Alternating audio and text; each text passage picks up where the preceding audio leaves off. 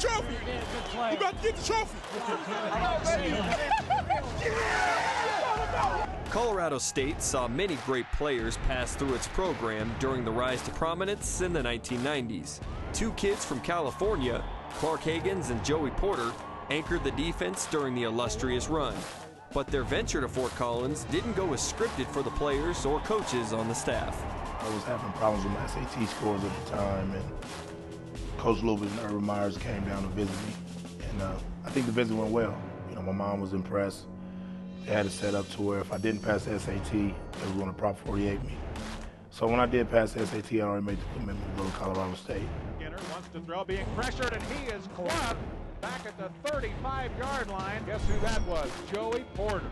You know, I knew he'd have a career at the next level. I didn't know that he would lead the NFL in sacks at some point, but you know, he was a very, very explosive player, good athlete, hard-working guy. Really did a nice job for us.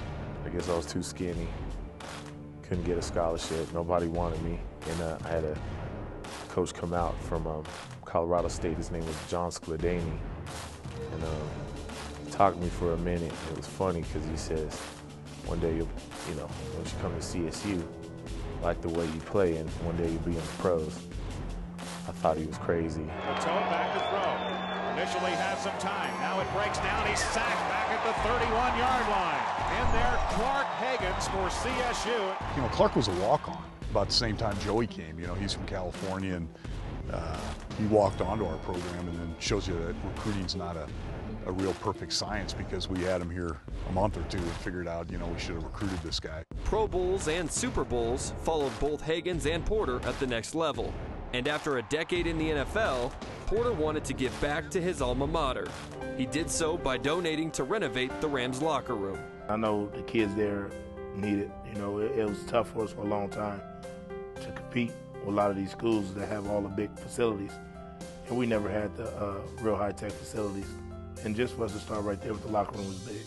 I think everybody knows who he is, and, you know, everybody's kind of a fan of his. The people that know Colorado State football, and like you said, you know, he gave back, which is really admirable.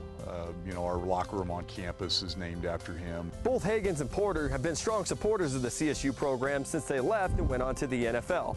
But it was right here in November of 2008 where Porter decided to show the world that he still bleeds green and gold. Here's the pitch to Johnson.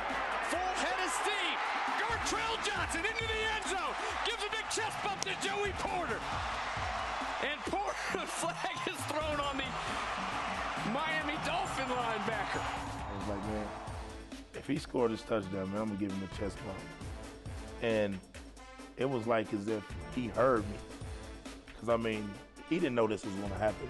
I didn't know he was going to score on the next play. And I was right in the back of the end zone. So as soon as he crosses the touchdown, it was like we looked at each other. And he gave me that look like, yeah, it's about to happen.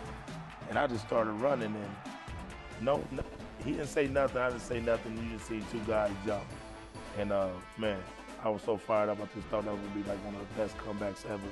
Well, I saw the flag, the penalty flag go, and I think I went out and kind of chewed the official out a little bit. But, you know, it was fun. It was a great moment. I was like, that was crazy because, you know, you don't see people actually coming off the sideline, you know, to chest bump somebody. Even like a guy like him, an NFL guy, you know, that still has that same spirit, you know, that same enthusiasm about his college. So as their careers wind down, the long-lasting friendship and loyalty to the CSU program has left a mark and still inspires the current Rams. That's the first guys I saw when I came here. You know, they're definitely guys that we, you know, aspire, you know, just to be successful like them, and you know, just to have that kind of, you know, drive and ambition.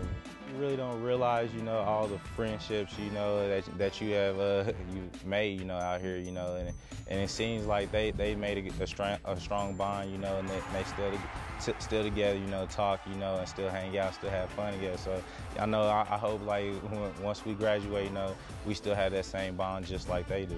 Reporting for The Mountain, I'm Brett Brown.